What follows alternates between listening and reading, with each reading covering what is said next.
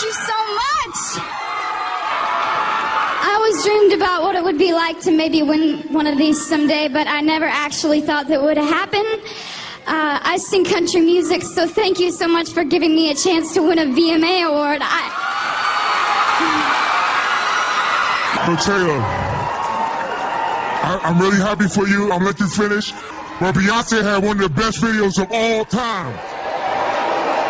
But Beyonce had one of the best videos of all time. But Beyonce had one of the best videos of all time.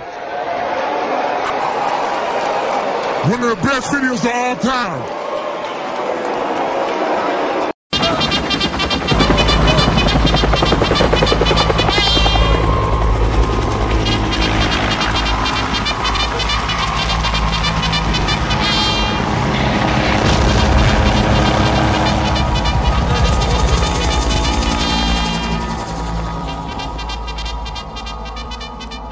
All right, so Kanye West. This can't be real, right? Kanye West has dropped a new track called Lift Yourself via his website on April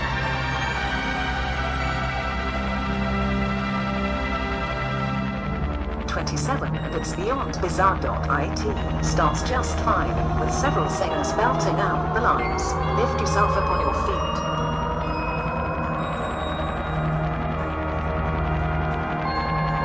Let's get it on, close quote. Then a bass beat comes in with some electronic riffs, and then comes the next verse, where he drops bars like boom, da poop, da scoop, poop, hitty scoop, poop, poop, poop, diddy whoop, scoop, and scoop, hitty whoops.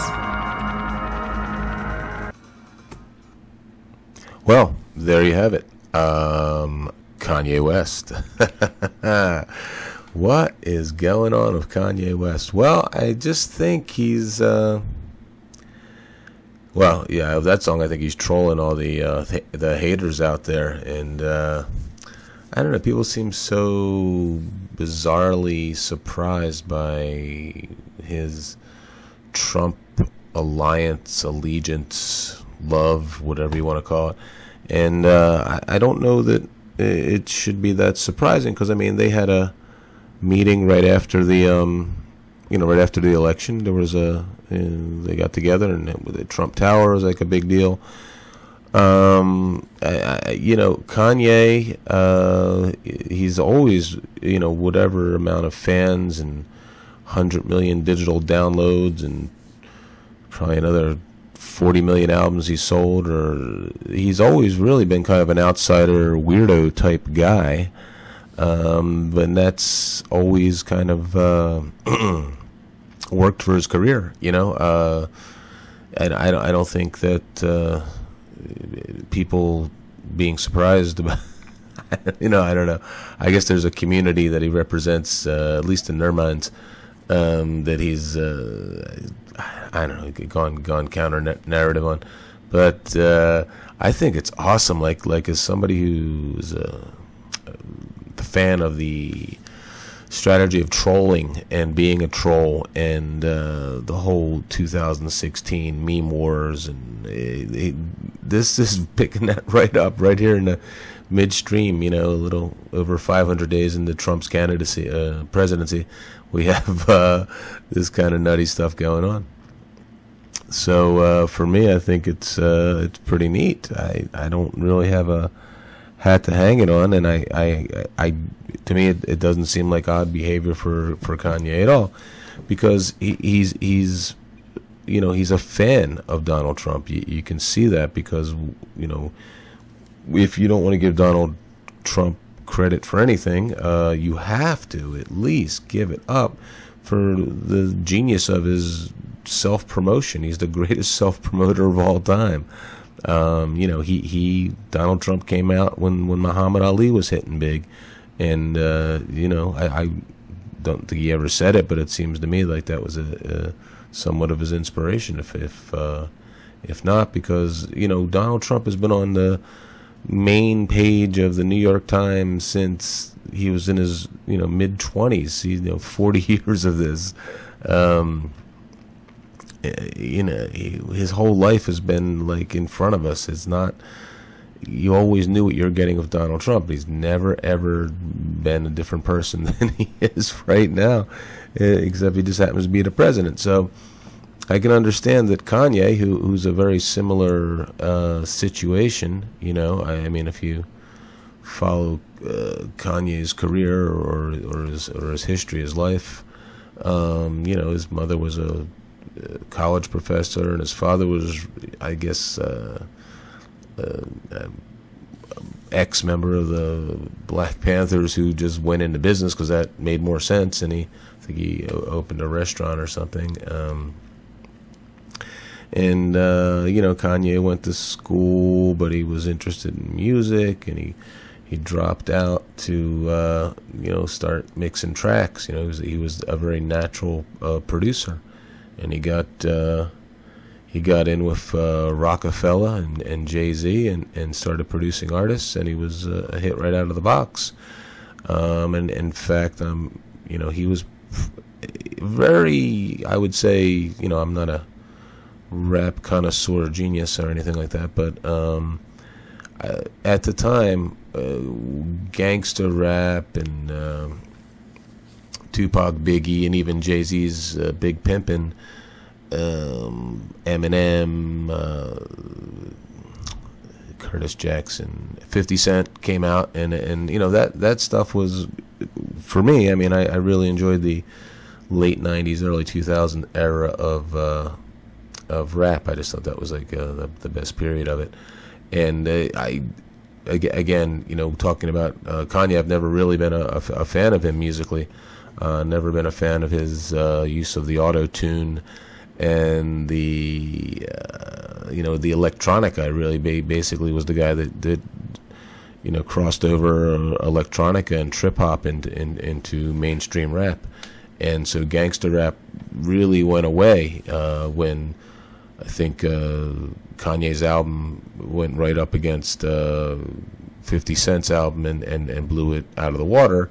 And that was not, you know, kind of the end of gangster rap, at least being the prominent rap. And now we have this, you know, kind of like disco rap that's out there, and that blew up Beyonce and blew up Jay-Z's new sound, which, you know, to me is, I like Beyonce, but I don't really care for Jay-Z. I guess it's musically, I mean, politically also, but where again, you know, and I the musical thing, I would say is an issue with that was created by Kanye. I mean, he just took rap into a different direction, and just a direction that I don't necessarily you know, think is you know, for me the sound, you know, I guess I also got old in that same period of time too. So anyhow, but yet I love house music and Tripnotica, and you know, and I used to listen to Portishead, which is what I think brought Kanye over into the musical realm of the trip hop and the vibe beats or whatever. But so, but that's, you know, that's who Kanye was, and he did all these things against the grain. And after you know, Kanye's first album, the hit was College Dropout, you know, which is going against the grain of what his parents had dreamed for him. And you know, he was a successful producer who wanted to become a rapper, and you know, usually you go in the other direction. And I'm, you know, I don't think that Jay-Z, you know, and Rockefeller wanted to go that way. And then it was actually, I think, Damon Dash, you know, coincidentally the brother of Stacey Dash, the very conservative actress that you see on Fox sometimes, very pretty. She was in Clueless, and you know, maybe that's when Kanye was starting to get a little. Maybe that was his. I don't know. That's a sub theory in there and the whole thing. So yeah, and Kanye just kind of always did his own thing, and just like Trump, doing his own thing, really was tremendously successful for him. There's not a lot of, you know, he's embarrassed himself in public at a couple of talk shows or award shows, but beyond that, I don't think he has a lot of failure. You know, I mean, he was a successful music mogul, and then he got into fashion. And then, just to ensure that all this wasn't going to go anywhere, he married the empire that is the Kardashians. So, you know, let's just say he's not worried about the ends meeting or how many Twitter followers he has. So, you know, I just think it's funny, and I think some people are saying like, oh, well, you know, Kanye's got you know, an album coming out, and this is a promotion.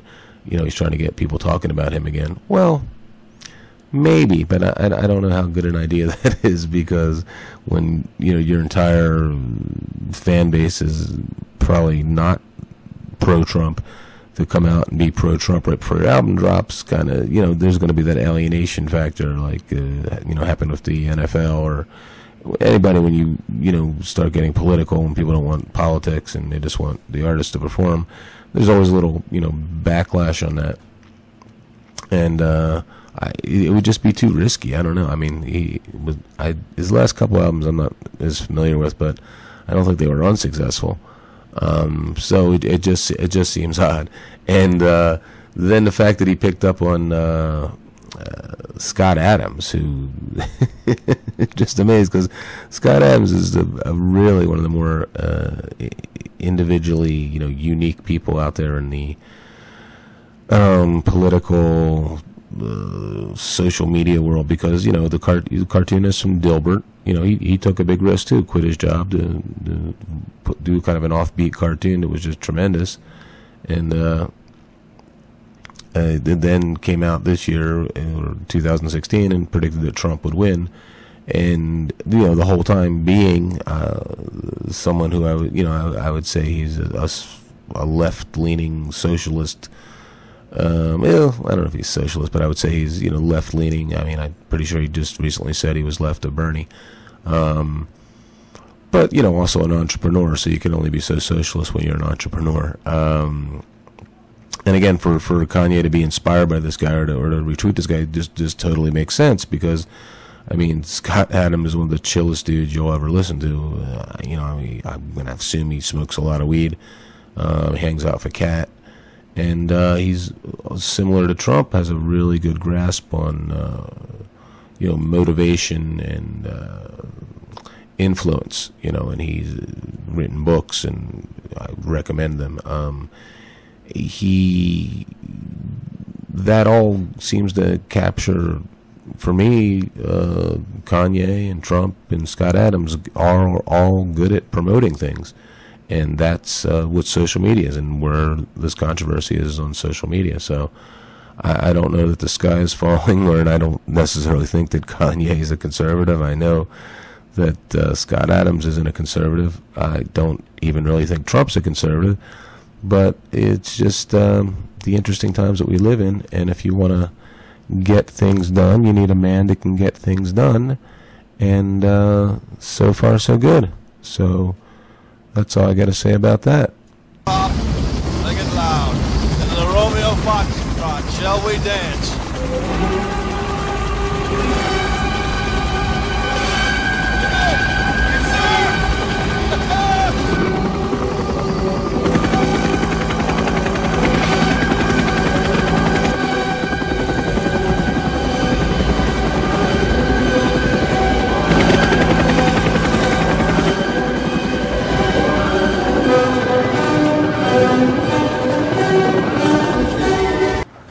I hate the way they portray us in the media. If you see a black family, it says they're looting. See a white family, it says they're looking for food. And you know it's been 5 days because most of the people are black. And even for me to complain about, I would be a hypocrite because I've tried to turn away from the TV because it's too hard to watch. I've even been shopping before even giving a donation. So now I'm calling my business manager right now to see what is the biggest amount I can give, and just to imagine if I was down there, and those are my people down there. So anybody out there that wants to do anything that we can help with the setup, the way America is set up to help the poor, the black people, the less well off as slow as possible. I mean, Red Cross is doing everything they can. We already realize a lot of the people that could help are at war right now, fighting another way, and they've given them permission to go down and shoot us. George Bush doesn't care about black people.